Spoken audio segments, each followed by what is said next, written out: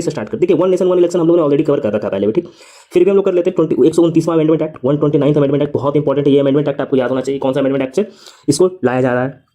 उसके बाद इंपॉर्टेंट क्या है, कुछ आर्टिकल्स है जो आर्टिकल्स को अमेंड किया जाएगा। जैसे आर्टिकल 83 इसको अमेंड किया जाएगा, इसको ड्यूरेशन ऑफ पार्लियामेंट को चेंज करेगा। हेलो डिटेल में मैंने कवर कर रखा है वन नेशन वन इलेक्शन, आप वहां जाकर देख सकते हैं। अभी मैं वही बताऊंगा जो आपको पीटी के लिए जरूरत है, जो पीटी में जो क्वेश्चन अभी आएगा मैं वही बताऊंगा।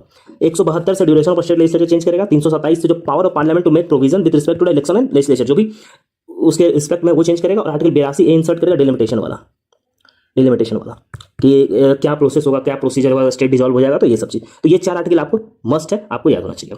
रिमूवल ऑफ राज्यसभा चेयरमैन, ये बहुत इंपॉर्टेंट है। देखिए राज्यसभा का जो रिमूवल होता है ना चेयरमैन का, वो इनिशिएट कौन करता है, वो करता है राज्यसभा इनिशिएट करता है। अब जब राज्यसभा इनिशिएट करता है तो उसमें होता क्या है कि 14 दिन का क्या होता है, नोटिस दिया जाता है। 14 डेज का नोटिस पीरियड होता है, 14 डेज का नोटिस पीरियड दिया जाता है। जो राज्यसभा का जो चेयरमैन होता है, वाइस प्रेसिडेंट जो होता है, एक्स ऑफिशियो उनको, ठीक। उसके बाद जब नोटिस दिया जाता है, नोटिस खत्म हो जाता है, तो फिर क्या होता है कि स्पेशल मेजोरिटी से इसको, जैसे बहुत लोग बोलेंगे कि इसको इफेक्टिव मेजोरिटी बोलते हैं। इफेक्टिव मेजोरिटी कोई मेजोरिटी होता नहीं है, बेसिकली वो स्पेशल मेजोरिटी का एक टाइप है, इसको हम लोग इफेक्टिव मेजोरिटी बोलते हैं, ठीक। इफेक्टिव मेजोरिटी से कि जो भी लोग हैं वहाँ पे जो हाउस का जो मेजोरिटी है, ठीक, उसको हम लोग इफेक्टिव मेजोरिटी बोलते हैं। इफेक्टिव मेजोरिटी 2 ही जगह लगता है, एक तो वाइस प्रेसिडेंट को हटाने में, एक तो दूसरा स्पीकर को हटाने में। मतलब 50% ऑफ जो भी हाउस का स्ट्रेंथ है उसका 50% होना चाहिए, ठीक। दूसरा, अब राज्यसभा का जो चेयरमैन है उसको हटाने के लिए अब वहां से तो 50% आपको चाहिए राज्यसभा में, लेकिन लोकसभा को एग्री करना चाहिए। एग्री इन द सेंस की सिंपल मेजोरिटी, मतलब जो प्रेजेंट एंड वोटिंग होता है वो वाला बस। और ये इनिशिएट होगा राज्यसभा में, ये ध्यान रखिए, बहुत इंपॉर्टेंट है। इनिशिएट होगा हमेशा राज्यसभा में, ये ध्यान रखिएगा।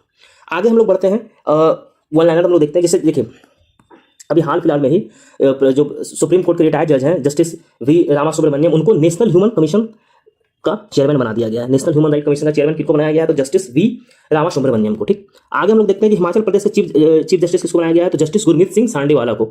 जस्टिस गुरमीत सिंह सांडेवाला को बनाया गया है, क्या बनाया गया है, तो हिमाचल प्रदेश का चीफ जस्टिस बनाया गया है। यह ध्यान रखिए, इस टाइप का क्वेश्चन बीपीएससी पूछता है, फेवरेट है उसका। जस्टिस नरेंद्र जी को बनाया गया चीफ जस्टिस ऑफ उत्तराखंड। अब इन तीनों में सबसे इंपॉर्टेंट ये है, नेशनल ह्यूमन राइट कमीशन का किससे बनाया गया है चेयरपर्सन, तो जस्टिस वी रामासुब्रमण्यम। देखिए आप 2 बार 3 बार सुन लीजिएगा, आपको वैसे याद हो जाएगा। अब कुछ स्टेट का गवर्नर अपॉइंट हुआ था, ठीक। तो सब, एक तो बिहार में भी हुआ था, तो बिहार और केरला का जो था वो इंटरचेंज हो गया था। राजेंद्र विश्वनाथ आर्लेकर जो बिहार से थे वो कहाँ पहुंच गए, केरला पहुंच गए।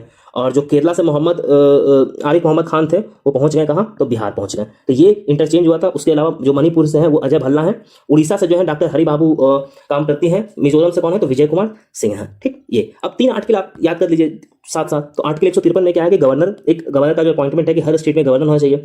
आर्टिकल 155 में क्या है कि अपॉइंटमेंट ऑफ द प्रेसिडेंट, की प्रेसिडेंट के थ्रू गवर्नर का अपॉइंटमेंट होगा। एंड आर्टिकल 156 में क्या है कि terms and the office of the governor, ठीक।